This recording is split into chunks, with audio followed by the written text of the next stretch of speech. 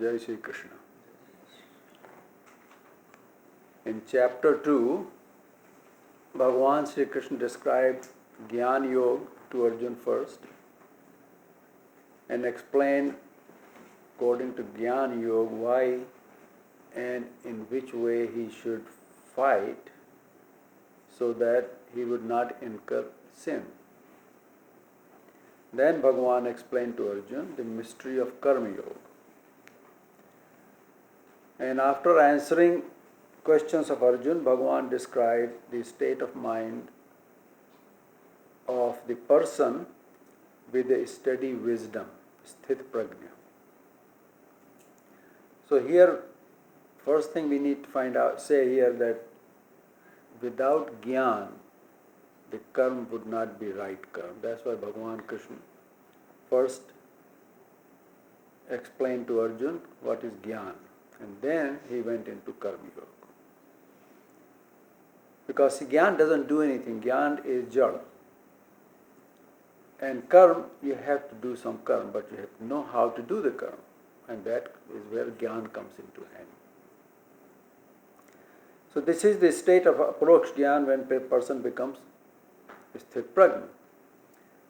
Whether it be Gyan Yoga or Karma Yoga, in both the importance is given only to the wisdom which possesses the infused power of Parameshwar.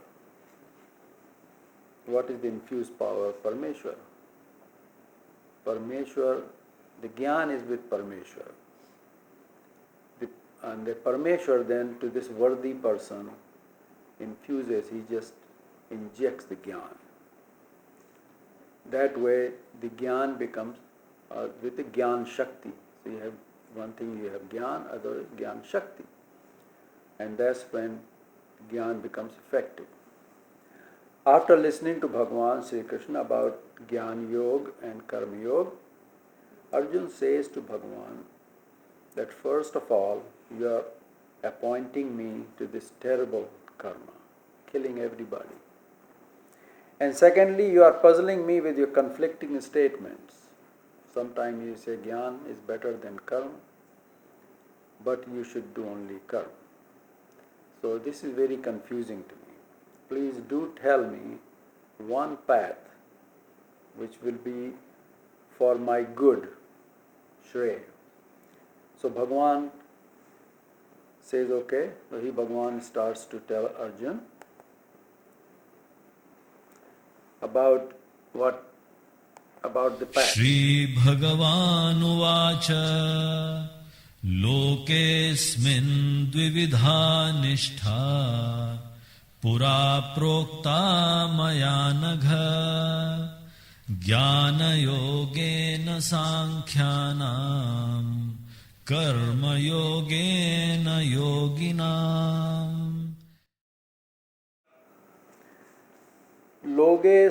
Lokesmin Dvidha Nishtha. In this lok, in this Manushya lok, Bhagavan says that there are two kinds of nishtha. Now what does nishtha mean? We need to find out what this means and understand the word nishtha. The meaning of word nishtha is firm belief or to remain steady on one belief only or one thought. So whatever a belief is, staying steady on that is nishtha. Bhagavan says, O sinless Anag, O Arjun, in the beginning, in the very beginning, Pura, Loke ismin dvidha nishtha. In this world, for humans, twofold nishtha have been created and told by me. Puro, Prokta, Maya. Maya means by me. From very time immemorial, from the very beginning of this Srishti, I have established two pathways. So people can have two beliefs and be steady in either one of them. here Bhagavan, when he says that I have established these two nishtha, he actually is saying, I am the creator. He is speaking as if he is the creator. What are these two nishtha? One is the path of Gyan, the Gyan nishtha, and the other, the path of Karma, Karma nishtha. These paths are for those who are sinless, or in other words, those who want to rise above the sansar. They are also called mumuksh. Through thinking about the things in this sansar that have essence, not just anything in the sansar, only those things which do have essence, sar. Acquiring Gyan. So the first step is to think about the things which have some sar, some essence. Most of sansar is nissar. So think about what has sar, essence. Acquiring Gyan, then that person has to acquire Gyan. And putting the influence of the Gyan on the Atma. So we have to affect our Atma through the Gyan. And before Gyan, we have to start thinking about what are the things which have any sar in the sansar. This is Gyan Yoga. So in Gyan Yoga, first we want to find out, we want to research what is right, what is all the sansar is about, what is good things, what is worthwhile to think about. And then get Gyan. So these things in sansar, there are four things which are eternal. Jeev, Atma, Prapanch, Parameshwar. So you start thinking about those. And when you start doing that, you learn about these four entities. That is what Gyan is. And when you get that Gyan, then use that Gyan to influence your Atma, means your mind, your buddhi. So start thinking the right way and start doing the correct karma. So this is Gyan Yoga. This is the Nishtha of Sankhya Yogi. And the other one, Yoginam, the Nishtha of Yogi or the Karam Yogi, is in Karam Yoga. So the Gyan Yoga is for those who become sannyasi and pursue Gyan. And for those who are yogi, who want to pursue moksha while living in the sansar, Bhagavan says, I created the path of Karma Yoga. Now here, who is Karma Yogi? We know sannyasi follows the Gyan Yoga, but Karma Yoga is followed by Karma Yogi. So who is Karma Yogi? By saying anag or sinless, it appears that Bhagavan is implying that either of those two paths created by him is for those who are worthy of it through their karma. So how you become qualified to follow either one of them? It depends on what karma we have done in the past. It's like Shukdev Muni. His karma was such that he, after birth, he did not take birth for 12 years. And then he come out of his mother's womb, then he became sannyasi, because that was his karma. He has earned that from his future, before earlier karmas, past karmas. Because both paths lead to Ishwar. Whether you follow the Gyan Yoga or Karma Yoga, both of them lead to Ishwar. Those who are worthy of becoming sannyasi follow the path of Gyan Yoga. Their nature is such. Now here is how you figure out who can be sannyasi, who is worthy of being sannyasi. Their nature is such that they have control over their senses. They already have control over their senses. They do not run after the object of the senses. To them, the sansar has no essence. The other, the Karma Yogi, follows the path of Karma Yoga. Here, the Karma Yogi is not like us. He is one who, although is living in the sansar, his thought is only in Ishwar at all time. He is thinking about Ishwar. For some reason, he has to perform karma in this sansar.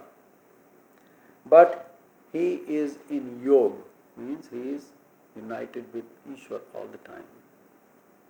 While he is doing his action, his activity, his required karma in the sansar. He has to exercise control on his senses.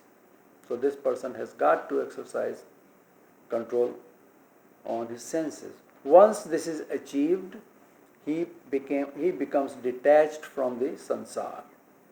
So what this means?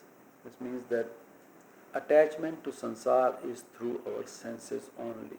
Once the senses get detaches senses from sansar, he is not attached to the sansar, and he is really free.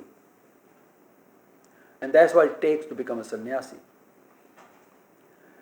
While he acts like us, but his thought is in how he can uplift his Atma. He's always thinking about Atma, the entity that has sar, that has some essence in it. We should remember that such people who are in Ishwar Bhakti are very, very few people. Not too many people are in this class. So in Karma Yoga, while performing karma, one keeps his thought in Ishwar. While in Jnana Yoga, the person becomes a sannyasi and then goes towards Ishwar. In fact, the Karma Yoga prepares one to go into Jnana Yoga. Because in Karma Yoga, he starts exercise control on his senses. That's what Karma Yoga does. And then he becomes qualified to become sannyasi. But Bhagavan prescribed the path of Karma Yoga to Arjuna. Now why is that? That's what Arjuna's question was. Because Bhagavan knew that Arjuna was not worthy of being sannyasi. In fact, he said, you go into the jungle, become sannyasi, there also you will act as if you are a king there. You will start to put people in their right places. You're going to do exercise like you are a Raja, you are a king. So why don't you do the karma what a king does? Instead, he was well qualified to carry out the act of war and become the agent in the establishment of dharma sanstapana. In the next slok, Bhagavan explains why Arjuna should engage in the war. न कर्मणा मनारम्भात् नैष्कर्म्यं पुरुषोऽश्नुते न च सन्न्यसनादेव सिद्धिं समधिगच्छति.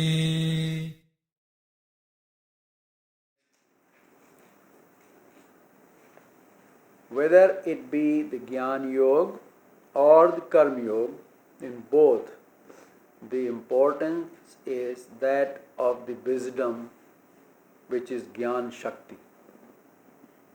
Therefore, why not embrace the path of Jnana instead of path of Karma Yoga? This is because these cannot be decided by human effort. We cannot sit here and decide that we're going to follow Jnana Yoga or we're going to follow Karma Yoga.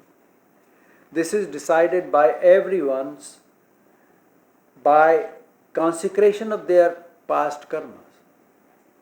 Purva karma sanskar. So whatever our past karmas are, that is what decides which path we can take and we should take. Therefore, everyone in turn should make effort to elevate themselves. Here Bhagavan is saying that humans do not achieve the nishkarma, the state which is in which his karma becomes such that they do not bear fruit, nishkarma sthiti. But by not starting the karma, or by not starting the karma what does not reach to the state where his karma becomes akarma. Nash karma means he is doing the karma, but the karma does not produce any fruit. So it's like akarma, not like doing a karma.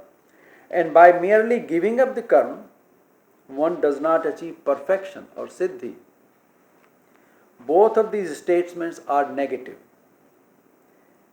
One does not become without karma, nash karma, by not starting the karma, nor does he get the perfection by giving up the karma which already he is engaged in. In sansar, the one who says that he is not going to start the karma is talking about the karma which is coming up in the future. And the one who says that he has given up the karma is talking about the karma which already have been done. How would you give up something unless you have it, unless you have done it? So the one who does not start the karma has already thought of those karma, but did not start, or the karma is in the future. And the other has done the karma and giving up, or those performed in the past. So he has done the karma, but he says, I giving up the karma. So that means the karma was performed in the past. How can he give up the karma which has already been done? In today's time, the example I can give you is that a person who says that he is not getting married. But in sansar, if he gets in some sort of a relationship, then the karma did occur. He may say whatever he wants to say, but it happened. Similarly, by divorcing, one does not become unmarried, because marriage has already been consecrated. Now Bhagavan explains why one cannot achieve nishkarm siddhi, the state of perfection without karma. You following? Why is it that you cannot get nash karma state by giving up the karma or by not starting the karma? Nahi kaschet kshanamapi jatu tishthatya karma krita karyate hyavashah karma sarva prakriti jair gunaihi. Now this shloka is very important to understand. Nahi kaschit kshanamapi jatu tishthatya karma krita karyate hyavashah karma sarva prakriti jair gunaihi. Without doubt, no one can ever even rest for an instant without performing karma. You don't exist unless you perform karma, because indeed all are made to act helplessly by the three gunas which are born out of Prakriti. This sansar is made out of three gunas. Our bodies are made out of three gunas. We are all the time in three gunas. All our karma is in three. We breathe, we smell, we see, we hear. It's all three gunas working there. Whether he is a jnani, an agyani, a child, or an older person, all perform karma. And how they do it? According to their nature, their svabhav. One cannot get away from his karma. There is no way he can get away, because three guna means it's a three-stranded rope which has tied us to our karma. We cannot get away from it. Everyone is forced into their karma. Karyate hyavashah karma. He's just forced into it. He has got to do it. Even yogi is subject to this rule. Everyone dances to the tune of guna, dharma and prakriti. The three gunas contain the embodiment of Jeev in the body. The three guna are like three-stranded rope used to tie the Jeev with his karma into his body. Besides the three guna, Jeev is also tied to devatas, the devata which gave the body to this jiva. So he is also tying him down. Devata whose karma have been done in the past, karma vimani devata, and by the nature called swabhav. So there are three things which tie us down to our karma, and they force us to perform the karma. We have got to do the karma. We cannot say, well, I'm going to sit down, I'm not going to do anything, but that also is a karma. People say, I'm going to go to sleep. I'll just see. Kumbhakaran did it all 6 months, didn't he? But that was his karma. That's why he did it. In this way, man has to perform karma. So how can he divest? Or tyag? How can he give away the karma?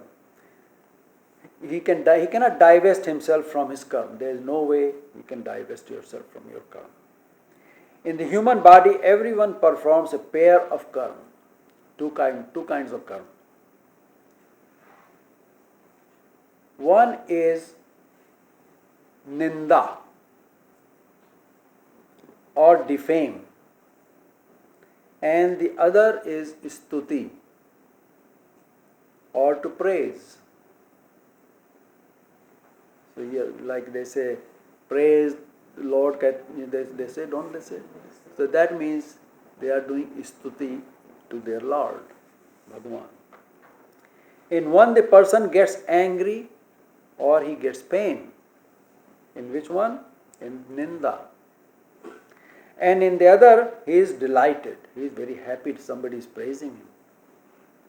When one is delighted, he will bless and will meet again with pleasure with the same person. If he gets pain, both are committing sin. The one who is giving pain and who is receiving the pain. So the human body is two-edged sword. In it, a person completes one karma and the other one gets formed because this ninda and stuti. Here Bhagavan says, karyate hyavashah karma sarva prakriti guna. Everyone is made to do karma under bondage, yavashah karma. And who makes one to do the karma? It is three gunas of the prakriti, which force jiva into doing karma. So in the performance of karma, Ishwar is not even involved. That's the key here. Because who is doing the karma? Jiva is doing the karma. Who is making to do the karma? Is the prakriti. And three gunas of the prakriti. And then who is regulating them? Three gunas of the prakriti. We have tied them down to the karma. It's three gunas of the prakriti. So Ishwar is not even involved in. In 5th chapter, Bhagavan says that he is not in anyone's pain or pleasure. And I do not make anyone commit sin or good. So the karma, he is not involved in our karma. One will perform karma, he says, according to the gunas of the prakriti from his past lives. Ishwar imparts jnana, with which one can obtain control of oneself. Otherwise, everyone is under control of prakriti and three gunas of prakriti.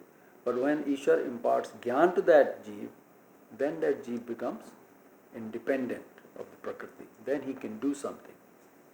Here again, what Ishwar did his karma. He gave jnana. But now jiva has to do the karma to get independence. Then he's got to do independent karma, not what prakriti is forcing him to do. This is a big benefit of Ishwar Gyan. Without Ishwar Gyan, it is not possible. With Ishwar Gyan, one gets control over the gunas of the Prakriti because it's superior, it's got more power than Prakriti. That's why Bhagavan Krishna, one name is Madhav, means Mayapati. So Maya is, or the Prakriti, is in his control.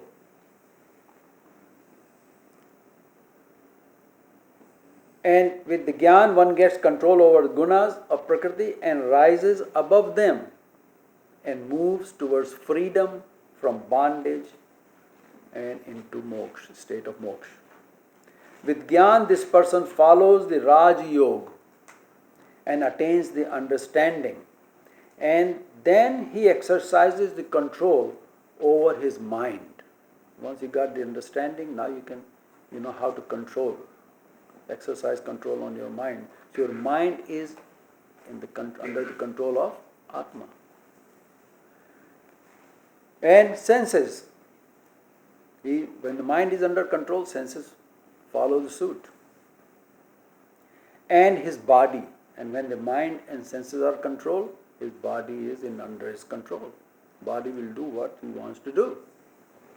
That's why his subhav becomes under his control now. He get up when he needs to get up. He eats only what he needs to eat. He doesn't want to eat anymore.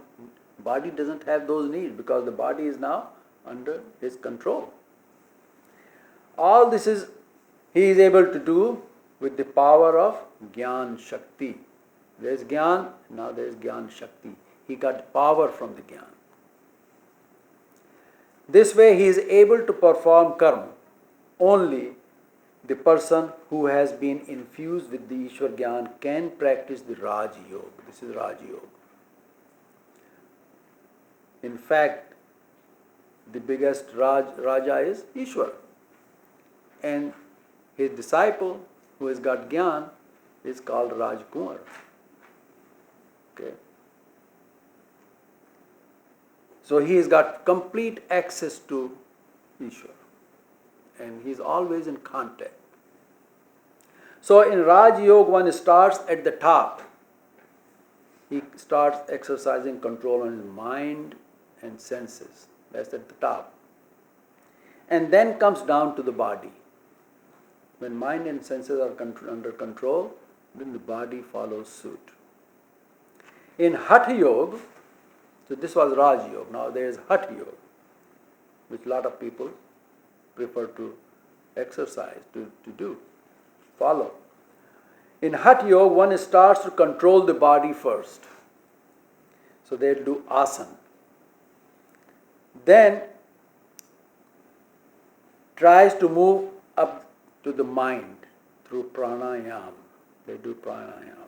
They control their breath.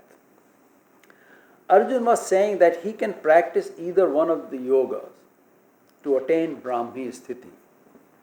Thus, he says, I will not need to get into doing any karma, especially such ghor, such terrible karma that you are asking me to do.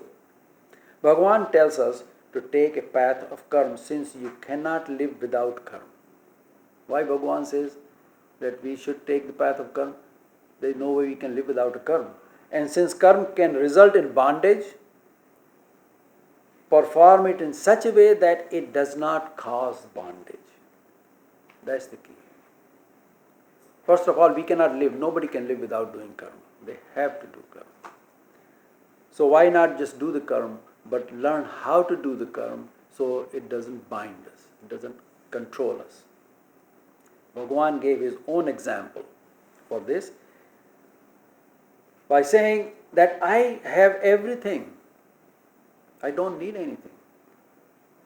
Even then I perform karma in this sansara. If I did not perform karma, the entire sansara will be destroyed. They follow his suit, say, Bhagavan doesn't do karma, why should I do karma? He said, they will destroy the whole sansara. So when he incarnates into sansara, when he comes into sansara as Parameshwar avatar, he also does karma.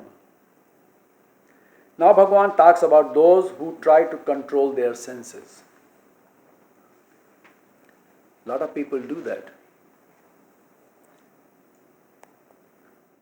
कर्मेन्द्रियाणि संयम्य य आस्ते मनसा स्मरन् इन्द्रियार्थान् विमूढात्मा मिथ्याचारः स उच्यते.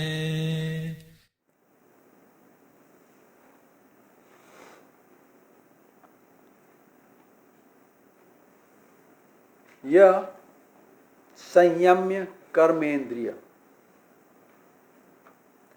He who outwardly restraining the organ of their senses and action of these senses, aste manasa indriyarth smarana, sits and mentally remembering the objects of senses. He outwardly he is controlling, he shows everybody he is in control of his senses. But within his mind he is always thinking about the objects of the senses. Vimud atma mithyacharasya uchyate. He is of the deluded mind and is called a hypocrite. Mithyachari. His acharan or his action is mithya. It's not true, it's not correct. So his mind, because his mind is deluded, vimura atma. In order to control senses, one has to have earned the right for it. You have to earn the right how to control senses, we saw earlier. For this, one needs to slowly restrain his mind from the senses. He's got to educate his mind first. What does a person who is unable to achieve this does? What does he do? You cannot do it. He puts on the saffron colored clothes like a sannyasi and acts as if he has all his senses under control. He'll sit down and chant some mantras and close his eyes and big hairs and everything. So people get impressed. Yeah, he's sannyasi. While in reality his mind is thinking of and looking for sense objects all the time. Such a person has deluded mind and he is a hypocrite. In Hatha Yoga, one tries to still his body. His body doesn't sit still. By asana. Then through pranayam, he controls his senses and then his mind. Then eventually he sees Ishwar in his Atma and gets the pleasure. But if his mind does not get still, you see, he can forcibly put his body and controls the body, so he's sitting still for a long time with asana. But what happened if with pranayam, he could not control his senses or mind? What happened then? Then in samadhi, he thinks of sense objects only. Because we will see later on that Bhagavan says that these, we already have seen, I think, that indriyahi pramathina. The indriya is so strong that they can create havoc for the mind. They control the mind. In such a situation, what should a person do? Now, trying to control his senses, he wants to sit still and then follow the Hatha Yoga, but he is not able to do it. What should he do then? Yastvindriyani manasa niyamya rabhaterjuna karmendriyaih karma yogam asakta savishishyate. But Arjun, on the other hand, who controlling his senses through his mind practices karma yoga with his senses and remain unattached, asakta, unattached, he excels. He is Shrestha. He is a much better person. He is superior. Here there are two things. Number one, controlling the senses by his mind, by one's mind. Don't forcibly control the senses. You control senses through your mind. And second one is starting karma yoga with karma senses, karma indriyas, but doing so independently. And number three, having no attachment to the karma that you're doing. So there are three things. The person who does karma in this way is superior person. So how can we say that there are three types of people now? Now we have seen now there are three types of people. One is superior person, Shresht person. The one who does karma with senses which are under the control of his mind. That's number one. And has no attachment to his karma. That's the Shresht Purush. That is superior person. The second person is ordinary person. He is the one who has not his senses under total control, but is trying. He is trying very hard, but he cannot control his senses. And he performs worldly karma, remaining within the limits set by dharma. Dharma has limits. How far can you go? So that is ordinary person. And the third person is Adham, called Adham. He is the lower one. The one who crosses limits while performing karma. You follow that? He doesn't follow dharma. He is doing what he wants to do. He thinks this is the right way to do the karma because I say so. Second person is ordinary person. He is under control of dharma. He follows dharma while he is doing the karma. The important thing which came out from all this is that man should control his senses through his mind and follow karma yoga with these senses. Now there are Jnanendriya and there is Karmendriya. So both of them have to be used under karma yoga to perform the karma. One does not achieve the state of being without karma or nash karma either by not starting the karma or by abandoning the karma altogether. Without karma one cannot exist even for a moment. One who abandons karma forcibly, he is a fool. Since the three gunas of Prakriti make one to do the karma. He cannot abandon the karma. He thinks he is abandoning the karma, but he cannot. That itself is a karma. So what should I do, Bhagavan says to Arjuna. Niyatam kuru karma tvam karma jyayo hya karmanaha sharira yatra pichate na prasiddhyeda karmanaha. Here Bhagavan says Nityam kuru karmatvam. It has two meanings. Here the word is niyatam. Niyatam will become nitya also. Niyatam can be used as an adjective as well as adverb. When used with verb kuru, it means that always do the karma. When used with karma, word karma, then that means that you do the karma which is your allotted duty. So it becomes adjective to the karma. What kind of karma? Which is my allotted duty. And other part, when you associate niyatam with the kuru, that means always do it. Whatever you're doing, you do all the time.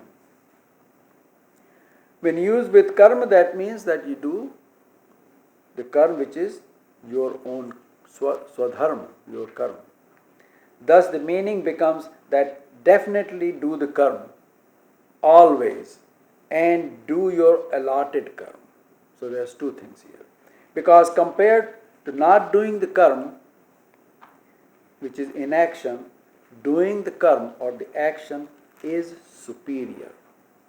Furthermore, desisting from action, you cannot even maintain your body. Another meaning for the word niyat is obligatory. the performance of which does not produce any merit, while its non-performance produces demerit. If you don't do your niyat karma, that causes demerit. You go down. If you do niyat karma, your merit increases. Now we'll take it further. Niyatam karma, meaning the karma which has been decided for me, for everyone, which is also called sahaj, meaning that which was born with us, all of us. At one point Bhagavan said, Sahajam karma kaunteya. Hey Arjun, do your sahaj karma. The karma born with my body, with everybody's body. When we take birth, when body comes into existence, the karma comes along with it. And actually the body is of a certain type of body which is gonna be good to do the karma. Everybody cannot do every karma. Some people can do a lot of physical activity. Their body is that way from the very beginning. Other people cannot do that. They have great brain. They can do a lot of thinking. So they are born with that kind of karma. In other words, the karma which I did in my past lives and is born with in this life. We did karma in the past life. Sum total of that we brought with us in this life. So what is the karma which is born with me in this life? It is called Swabhav, or the nature. One acts according to his nature only. Some people are very quiet, right? Their nature is different. They don't get bothered by anybody bothering them. Other people, if you say even little thing, they blow up. You see? So they are born with this Swabhav, and that's how they act in this samsara. One acts according to his nature. The examples are, now here's example, Parashuram. Parashuram, who was born as a Brahmin. Brahmin is supposed to be very quiet, calm, not sattvic type people. But he was killing all Kshatriya. He was killing them all, cleaning all Kshatriya. That was not Brahman's karma. And second example, Dronacharya. He was also a Brahman. Actually, his flag on his chariot was Kamandal. He was born a Brahmin and was doing the work of Kshatriya. He was teaching everybody how to fight. So both of them, their Swabhav was that of Kshatriya, not what they were born into the family. With both these, their karma was born as niyatam karma, and that was Kshatriya. Their niyat karma was Kshatriya, and not that of Brahman, even though they were born in the Brahman family. In chapter 18, slok 48, Bhagavan says, Sahajam karma kaunteya sado mapin tyajyate sarvarambhi doshena dhunegni riva vivavrata. Arjun, do not relinquish the karma which is born with you, even though it has a measure of evil, because every karma has some evil. For all karma are beset by some degree of evil. There is no karma which is pure. As there is, and he gives an example, as there is smoke with the fire. Fire is supposed to be very pure. It can purify anything that comes in contact with fire. But it also has smoke. That is the dosh of fire. Same way, every karma has got some dosh. The yagna, which people used to do in Dwapar, they are done to please Devata, but they had associated violence, dosh with them. There used to be balis given in the yagna, so much as nar bali. So there is dosh there. So Bhagavan is saying no matter what karma you undertake, there will be some degree of evil associated with it. Therefore, do not leave the karma which is born with you. Such karma it cannot relinquish. There is no way you have to do it. So now there are three adjectives of the karma. First one is Swabhav Janit, born out of our nature. Second, Niyat, the allotted karma. And the third is Sahaj, the karma which is born with us. So we now look at the slok 8 again in this light. By not doing karma, your daily needs of the body will not be met. Right? You have to eat. You cannot live without eating. You have to breathe. You have to walk around. You have to do things, physical work. You have to hear what others are saying. You have to read. Anything you do, that's a karma which you have to do. Otherwise, one cannot exist. Thus, hi akarmana karma jayo. Doing karma is superior to not doing it. Because without doing karma, if you don't do anything, what happens? You can't exist. Right? But if you don't exist, then how can you achieve moksha? How can you do something to achieve moksha? So the karma, not doing the karma is not good. Doing the karma is superior. Therefore, what should be done? Niyatam karma tvam kuru. You do your allotted karma or do it always. Here the meaning that you do your karma which is born with you appears to be correct one. Niyatam karma means the one karma which we brought with us when we are born. We now will take an example. In Panchatantra, there is a saying, Vyapare vasati Lakshmi. The Lakshmi or the money is made by Vyapar or business. So businessman makes money. Now if one copies the businessman's action and it is not his karma born with him, he will not succeed. He will fall flat on his face. Because he doesn't have that knack of making money. He will lose more than he makes. Whatever is one's natural karma, he can perform it with minimum effort and with ease. Because if you look at it, it's not important what you do in this world karma-wise. It's what you do the other thing, elevating your Atma to the moksha. And for that, all a person needs is enough support to carry on his day-to-day life. Is carry on his body, take care of his duties. That's all the person needs. So if person never copy somebody else's karma. Find out what is my own karma. I have to find out what my karma is. And I will succeed in that. Everybody succeeds in what is their karma. Because what happened there? Prakriti gave those karma to us. And Prakriti will make sure that we follow that karma. Because Prakriti has got to make us do the karma. So it becomes easy.